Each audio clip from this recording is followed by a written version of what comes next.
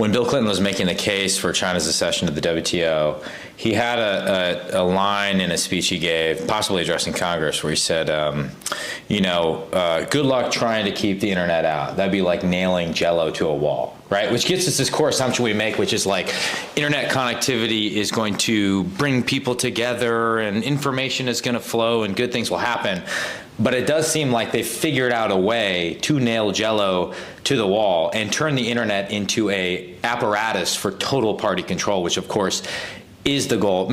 The internet was designed without a lot of security and privacy, unfortunately. Mm-hmm. And the need for that to ensure free access was not considered, and some believe that was done so that you could surveil on the internet, that everyone wanted that backdoor, essentially.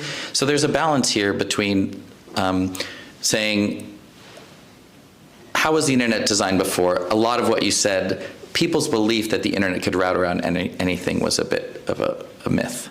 But there was kind of an anti-feature design into the internet that broke it early on, unfortunately. Yeah, it's intriguing. When around the time when Bill Clinton said that statement, a lot of what we see today wasn't yet possible. But the interesting thing is that the Chinese Communist Party already had a vision of how things should be. They already wanted to build a all-encompassing surveillance state. So they launched something called the Golden Shield Project in 1998, which should be, in the first stage, really to digitize all of the police systems that were there, all the records that were kept throughout the years. And then they started to add geolocation to police vehicles, and that really also propelled the surveillance state.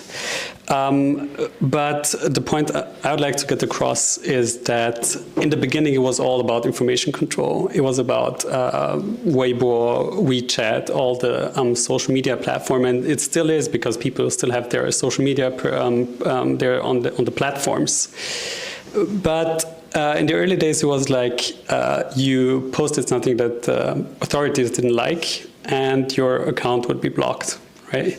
But if you do it today, that same account would mean that you wouldn't be able to leave the city, because what you're doing online is having an impact on your offline world, because you would walk with your phone and you just would have to scan your face or scan a QR code to take a train to a neighboring city. Yeah.